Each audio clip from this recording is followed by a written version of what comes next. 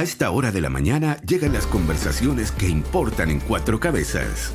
8 de la mañana en punto y preocupación por las cuentas de luz. Fíjense que el CNE advierte aumentos de hasta un 88% para clientes de mayor consumo. Eso es lo que va a ocurrir para los que consumen más y también para los que consumimos menos. Sin embargo, hay un proyecto, ¿no?, que está presentando el gobierno para poder paliar con esta situación. Se viene justamente este proyecto de ley para mitigar las alzas en las cuentas de luz. Bueno, para entender este rollo y ver su verdadero alcance, conversamos con el académico del Departamento de Ingeniería Eléctrica de la Universidad de Santiago, Humberto Verdejo. Humberto, bienvenido a Cuatro Cabezas, ¿cómo estás? Hola, Vini, tú, muchas gracias. Oye, Humberto, partamos por el origen de la noticia, ¿no? ¿Cómo se produce esta alza? Ya, mira, un poquito de contexto. Las tarifas que pagamos todos los usuarios regulados tienen tres componentes, que el precio de la energía, que es el costo, digamos, de pagarle a la empresa de generación de producir electricidad, el costo del transporte, que es pagarle a las empresas que son dueños de estas carreteras eléctricas, torres gigantes que uno ve en las carreteras, y finalmente un pago a la empresa de distribución por los postes y cables que hay en las calles. Perfecto, o sea, entonces, toda la operación. Exactamente, la operación tiene esas tres partes: la generación, la transmisión y la distribución. Lo que salió antes de ayer fue un informe que emite la CNE cada 6 meses. La Comisión Nacional de Energía. Los precios, exactamente, la Comisión Nacional de Energía fija los precios de energía, el 70% cada 6 meses. Este informe está súper atrasado porque corresponde a las tarifas que debiesen haber entrado en vigencia en enero del 2023. Y ahora estamos en el 2024, por lo tanto hay un montón de atraso respecto a esa emisión de información que por ley es cada 6 meses. Ahora, paréntesis, ese delay quiere decir que estamos pagando menos producto de ese retraso. Es correcto, para allá voy. El origen de todos estos retrasos son varios, pero uno lo puede enumerar en 3. El primero es que estamos con tarifas, como tú bien dices, que no son las reales, producto de 2 mecanismos de estabilización que se implementaron. El primero, el 2019, producto del estallido social, ¿ya?, y el segundo, en agosto del 2022. Tú me preguntarás por qué son 2. La respuesta es súper sencilla. El primero no funcionó, y dado que el primero no funcionó, hubiésemos experimentado en julio del 2022 tarifas en torno al 50%, entonces el gobierno actual implementó otro mecanismo en agosto del 2022 para evitar que se implementaran esas alzas. Desafortunadamente, ese mecanismo tampoco funcionó. ¿Y por qué no funcionó? Porque cuando tú estabilizas las tarifas, estás condicionando a que se genere una deuda a favor de los generadores, puesto que nosotros estamos pagando menos de lo que debiésemos pagar. Entonces, desafortunadamente, por el tipo de cambio, los conflictos internacionales, etcétera, esos mecanismos fallaron porque las deudas máximas se alcanzaron. ¿Ya? Y la ley vigente dice que cuando se alcanza la deuda máxima permitida por ley, tiene que comenzar a devolverse esto en tarifa. Entonces, el hecho de que tenemos una mochila muy grande que devolver a las empresas de generación porque estamos pagando menos de lo que debiésemos pagar, eso implica que las alzas sean tan grandes. La diferencia del primer mecanismo es que con el actual se definieron 3 tipos de usuarios, como tú bien lo decías. El primero, que son los usuarios que pagan hasta 45,000 pesos, los segundos los que pagan hasta 65,000 pesos, y los terceros o los grandes consumidores son los que pagan sobre 65,000 pesos. Esos son los que tendrán eventualmente un alza, un aumento de hasta un 88%. Es correcto. ¿Por qué? Porque la ley permite que se acumule una máxima cantidad de deuda. Entonces, la Comisión Nacional de Energía, dentro de los parámetros que yo he definido en la ley, puede recargar mayor peso dentro de los 3 tramos, y para proteger a los usuarios de bajo consumo, donde están prácticamente todos los usuarios residenciales, de una u otra forma se ajustó el modelo para que los usuarios que pagan sobre 65,000 pesos tengan mayor peso en la devolución de la deuda.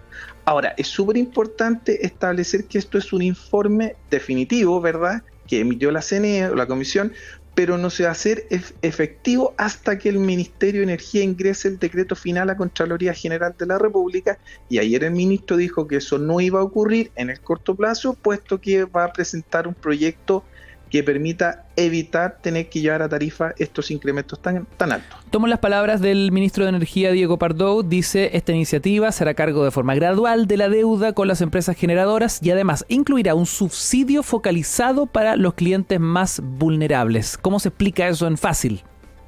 Ya, nosotros tenemos tarifas que no son las reales, como tú bien dijiste al inicio. La deuda proyectada a diciembre del 2023 está en torno a los 5.000 millones de dólares. Entonces, si nosotros tuviésemos que comenzar a devolver esa plata ahora, tendríamos esta salsa gigante.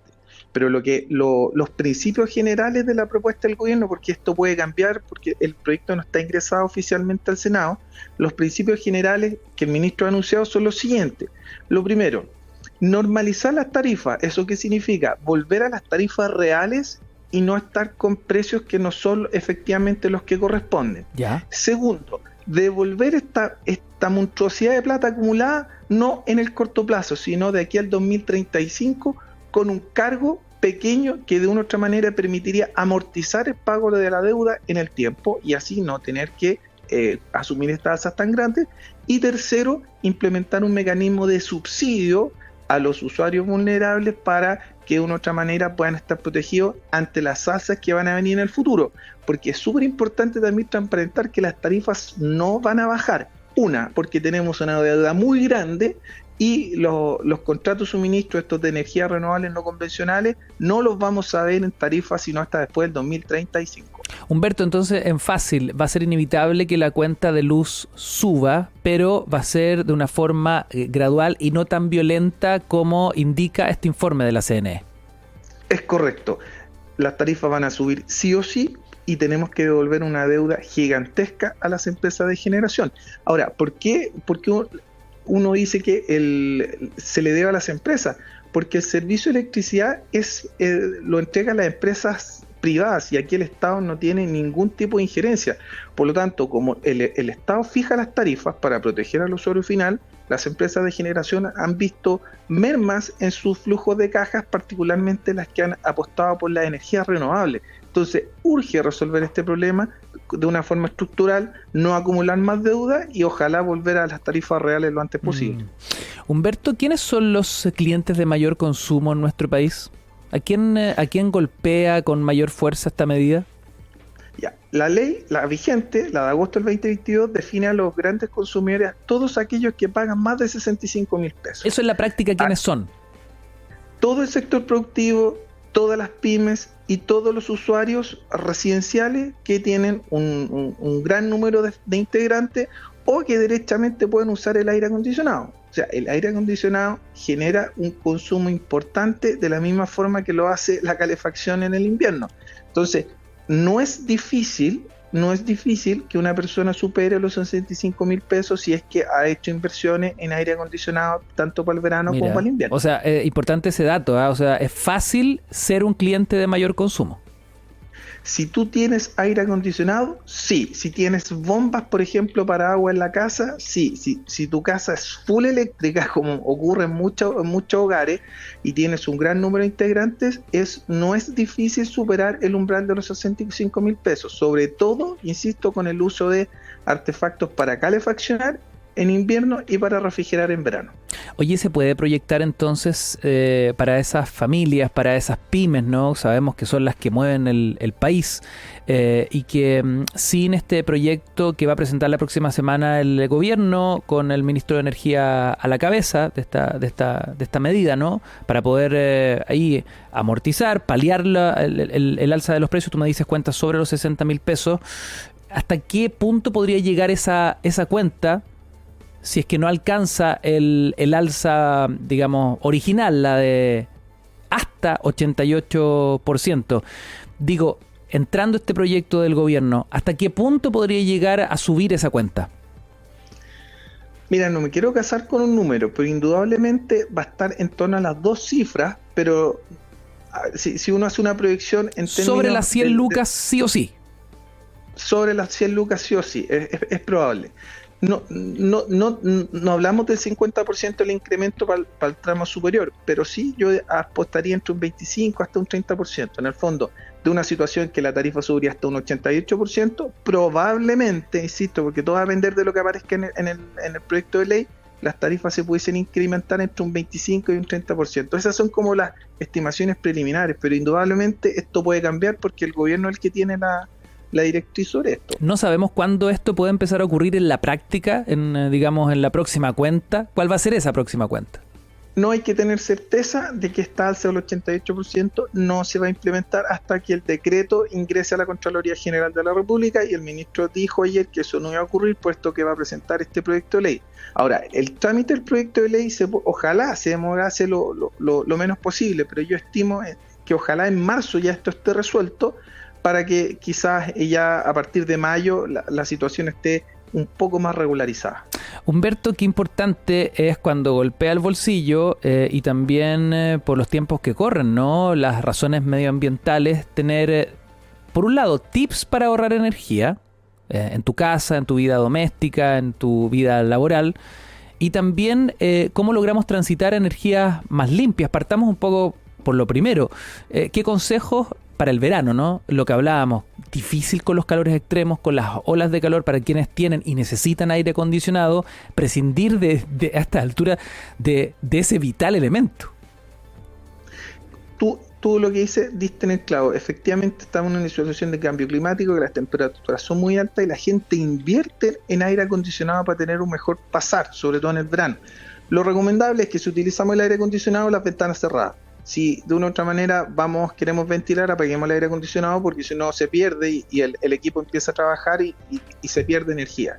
Lo segundo es que ojalá, de la misma forma que se recomienda en el verano, ojalá que las ventanas estén lo más aisladas posible para no tener pérdida de refrigeración o temperatura, de enfriamiento dentro de la casa.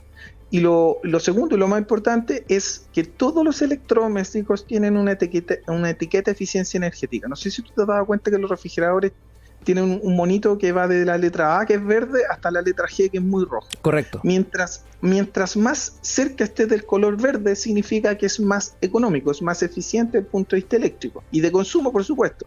Pero eso va de la mano que esos electrodomésticos son un poquito más caros que los que son menos eficientes. Claro. Entonces, indudablemente uno intentaría hacer la recomendación que el usuario buscase electrodomésticos que fuesen más eficientes, puesto que el ahorro le va a pagar la inversión del adicional que hace sobre un artefacto que no es eléctricamente conveniente.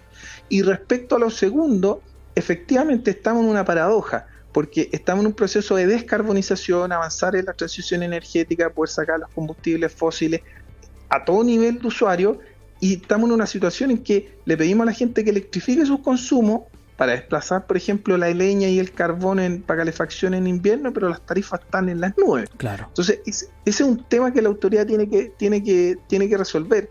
Pero el principal problema que tenemos ahora es que hay que recuperar, digamos, los pagos normales desde el punto de vista de transparentar los cobros, no generar más deuda, porque en definitiva esto se puede volver a transformar en una bola de nieve, como ocurrió con los dos mecanismos anteriores. Así que hay que esperar a lo que presente el lunes el ministerio y lograr que esto se tramite a la brevedad posible para que estas alzas del 88% no tengan que hacerse realidad. Ahora, el tema de los paneles fotovoltaicos, por ejemplo, a nivel doméstico, ¿sigue siendo muy caro a nivel domiciliario tener tus paneles, tener tu propia energía solar, digamos? Desafortunadamente sí. Si uno quisiese abastecer su casa propia con autoconsumo, tendría que por lo menos invertir entre 7 y 8 millones de pesos. Y indudablemente el bolsillo no está del común de las personas, no está en condición de hacer una inversión tan alta. Esto va a bajar en el tiempo. O sea, si uno pensaba 5 años atrás, los costos quizás eran 2 veces o 3 veces, pero esto va a bajar con el tiempo. Desafortunadamente no vamos con la velocidad que uno esperaría, pero los costos de tecnología debiesen ser más próximos al usuario final. Ahora, ¿hay retorno? Digo, esos 7, 8 millones de pesos que alguien puede invertir para tener paneles fotovoltaicos en su casa, finalmente con el paso del tiempo, ¿se convierte esa inversión en un ahorro? no está, efectivamente es un ahorro, pero el periodo de inversión no es tan acotado, corto como uno esperaría. Hay un cierto delay, puesto que si tú inyectas una unidad de energía a la red, desafortunadamente no la valorizan de la misma forma a la que tú compras. Eso es parte de la discusión que hay que dar con el tiempo para poder generar normas que efectivamente incentiven a que el usuario haga estas inversiones que resultan ser no menores. Claro, es interesante, es la paradoja que se está viviendo en este minuto. Está el discurso, por un lado, de lograr energías renovables, de tener un país más limpio, más amigable con el medio ambiente, pero eso choca con la dura realidad de que no existen los incentivos. Desafortunadamente se ha dado una tormenta perfecta, porque en 2019, cuando se implementaron este mecanismo de estabilización que buscaba de una otra forma evitar alzas grandes, nadie tenía una bola de cristal para poder adivinar que venía una pandemia, que venía una crisis en Ucrania, que el dólar se fue a 1.000 pesos, y el 2022 ocurrió lo mismo. En el fondo tampoco se dieron las condiciones menos favorables para que los mecanismos cumplieran su objetivo, a pesar de que muchas veces se le dijo a ambos gobiernos que no era la mejor alternativa, y ojalá esta vez sea una solución un poquito más estructural. Atentos entonces al ingreso de este proyecto de ley que busca mitigar las alzas en las cuentas de luz y que el ministro de Energía, Diego Pardo, va a presentar la próxima semana. Muchas gracias por esta conversación, Humberto Verdejo, académico del Departamento de Ingeniería Eléctrica de la Universidad